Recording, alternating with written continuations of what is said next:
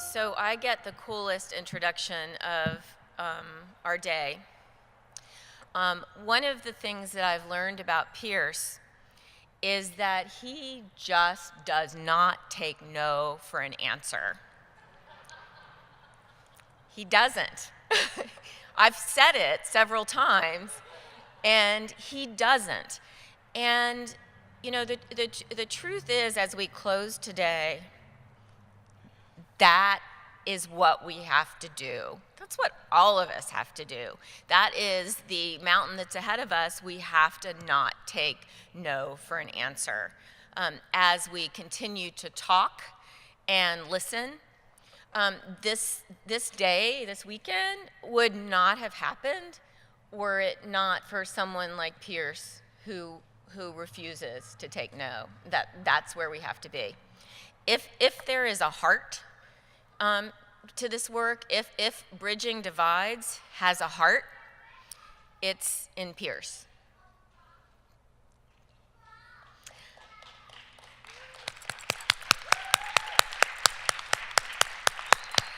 I've just truly never met anyone so deeply earnest about doing this work and so willing to dedicate himself to it. We need to all have your heart, Pearce. Thank you for doing what you've done to get us all here. It wouldn't have been possible in other hands. It wouldn't have happened. Thank you.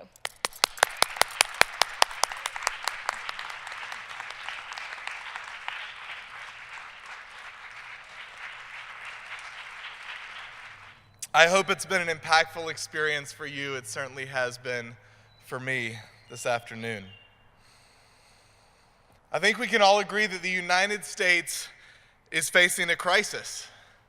Now, many of us have our own particular view, of course, of what that crisis is and who's to blame, but there is broad agreement that something is terribly wrong. The events here in Charlottesville last summer left no doubt that we are in trouble. Increasingly in America today, we don't just disagree, right? We distrust, we dislike, we despise one another because we see the world differently. Animosity for positions is becoming disdain for the people who hold them. Difference and disagreement are deeply personal as we are raging against and also recoiling from those we see as enemies across these divides, be they political or racial or religious or any divide you can think of. Now, 75% of Americans tell us that this problem that we've been talking about today has reached a crisis level. And unfortunately, 56% of us think it'll only get worse. I'm feeling a little bit better after this afternoon. How about you guys?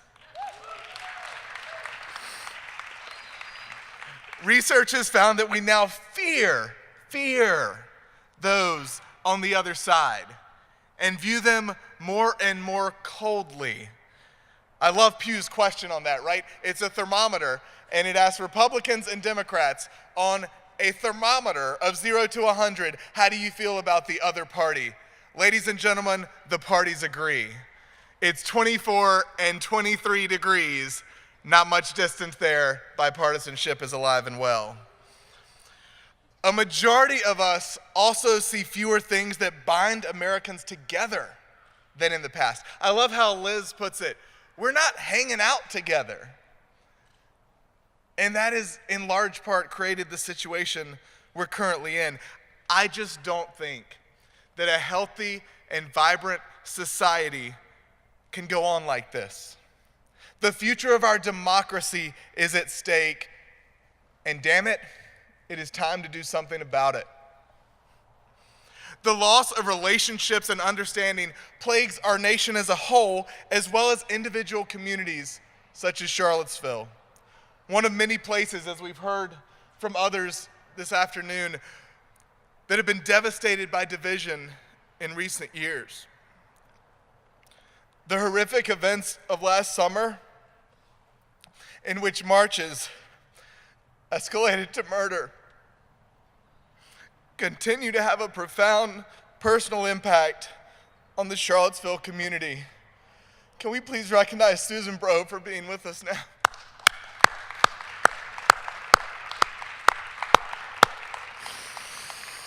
As I've learned in listening to Susan and so many other people in this community, fresh wounds were created and old ones reopened. Trust was severed across communities and institutions alike. The ongoing challenges here in the Charlottesville community epitomize the depth of division that is plaguing communities all across this country.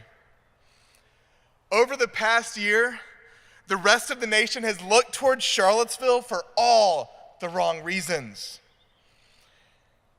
My hope is that in this display of humanity, in the conversations that went on today, you, Charlottesville, and the many people who are here supporting you are writing new headlines and are painting a starkly different picture right here. A picture that can inspire and lead as a city on the hill the rest of America.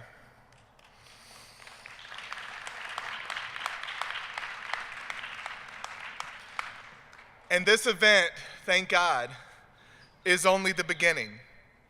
Listen First in Charlottesville has integrated with a number of initiatives going on in this community. Specifically, among others, we're supporting the Charlottesville Community Leadership Council, CCLC, which was formed in response to last summer's tragedy. We're excited about CCLC's ongoing neighborhood-driven conversations that are beginning Thursday night. CCLC members who have let me into what I've joked to many of you seems to be a fight club, because they've been underground as they did the important work of building relationships amongst themselves. An unbelievable diversity of every stripe, every creed you can imagine, representing this community that is prepared to lead this community in healing, in conversation, and be ready if hate ever tries to come here again. Thursday night, they're going to have those conversations. And for those of you here, you can talk to your neighborhood associations about the details of those meetings. Now, throwing some numbers at you. We've heard a lot about what's going on across the country, and it ain't good.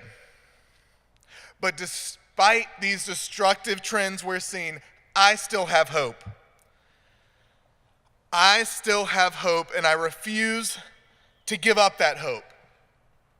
Because I see that it's individual people moving together that created the problems of inequality, injustice, in-group bias, and hatred of the other.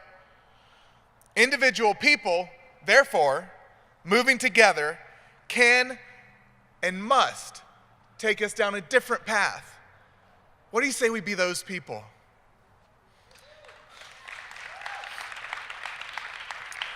Even in today's hyper-polarized and tribal society, we can turn this tide of rising rancor and deepening division by starting new conversations.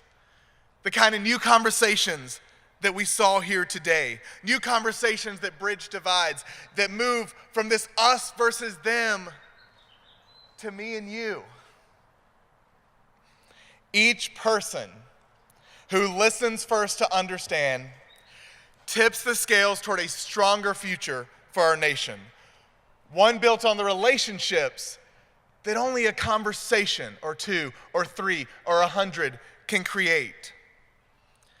I'm encouraged by some other survey findings that 75% of Americans are willing to set a good example of engaging the other in these kind of conversations. 66% of us would encourage friends, family members, and colleagues to do the same. More than a third of Americans, 36%, little back of the napkin math, that's more than 100 million people, want to see a national campaign promoting this behavior. Indeed, a listen first movement encouraging conversations that prioritize understanding. With that in mind, I'd like to invite you to join the nearly 10,000 people across America who have taken the Listen First pledge And this week, which is now underway, thank you, Debbie Lynn, for this amazing idea of a National Week of Conversation, in which over 100 partners from across the country, coast to coast, we've even filled in the map on the flyover states, will be hosting conversations. And each one of these participants will be asked to take this simple pledge: I will listen first to understand and consider your views before sharing my own. I'm going to prioritize respect and understanding in that conversation and encourage others to do the same. If this is a pledge you're willing to adopt as you leave here today, raise your hand. Next time you raise your hand, I hope it has the latest fashion accessory in Charlottesville, Virginia, a Listen First bracelet on that wrist. They're all back there at the table. Y'all, let's continue this conversation. Let's listen first to understand one another, and perhaps we can strengthen this community, and as we say for National Week of Conversation, revitalize America together. Thank you so much.